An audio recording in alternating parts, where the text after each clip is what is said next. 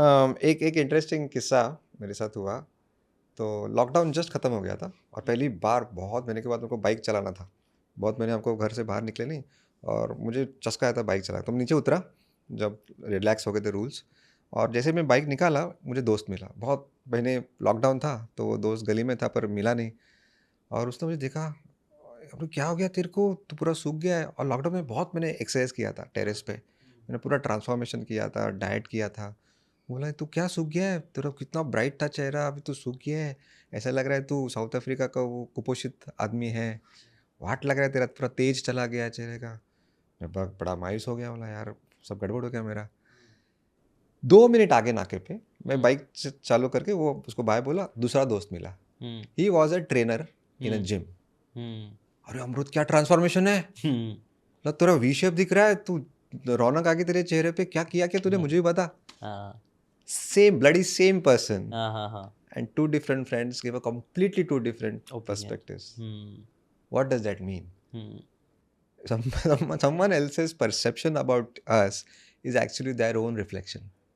वो जो पहला दोस्त था he was fed up, lockdown में उसकी लग गई होगी, उसको डायबिटीज, आर्थराइटिस, साइटिका सब था और उसको चाहता था वो करना पर वो नहीं कहा। तो इंस्टेड ऑफ अप्रिसिएशन उसने पूरा उसका फ्रस्ट्रेशन मेरे पे डाल दिया and he passed on his negativity to me. Right.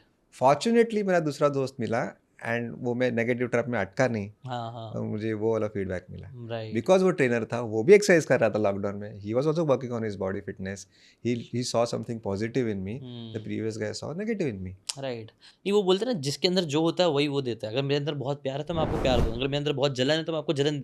वही जो दिखता है ऊपर, जो दिखता है निकलता है, वो यूजुअली जो अंदर भरा होता है वही निकलता है। राइट।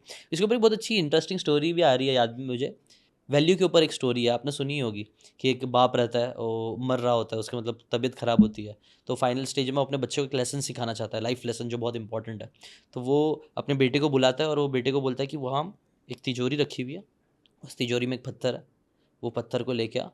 वो लेके आता है तो फिर वो पत्थर को बोलता है कि पत्थर को लेके जा, एक काम कर, भंगार वाले के पास लेके जा और उससे पूछ कि कीमत कितनी है। तो वो लेके जाता है, वो जाके पूछता है तो वो बोलता है 2 रुपया दूंगा इसका, उससे ज़्यादा नहीं दूंगा। और वो बोलता है, पहले ही बोल देता है कि सिर्फ पूछ के आना है, बेचना नहीं है। तो वो जाके पूछ के आता है और फिर बताता है 2 रुपया। फिर वो उसको बोलता है कि जा ज्वेलरी के पास जा, जो ज्वेलर का ओनर होता है उसके पास जाके पत्थर दिखा।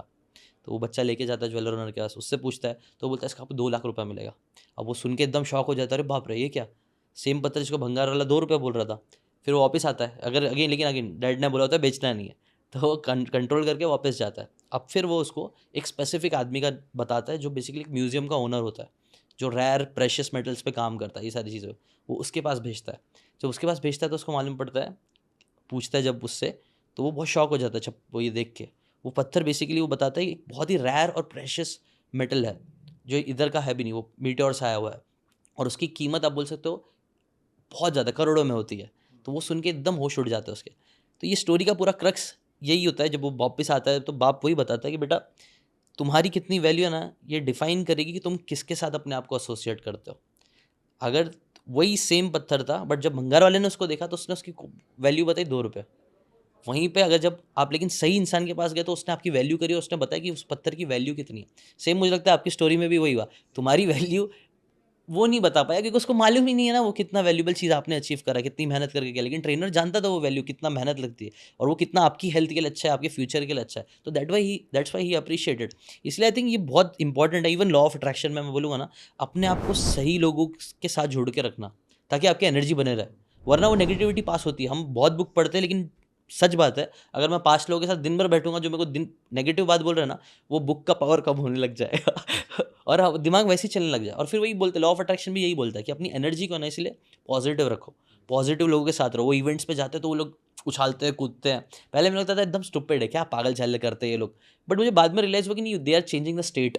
एक इंसान का स्टेट, वो पॉजिटिव स्टेट में ना हम बड़े बड़े काम कर लेते हैं, लेकिन नेगेटिव स्टेट में ना हमारा बिस्तर से उठ के पानी लेने का मन नहीं करता।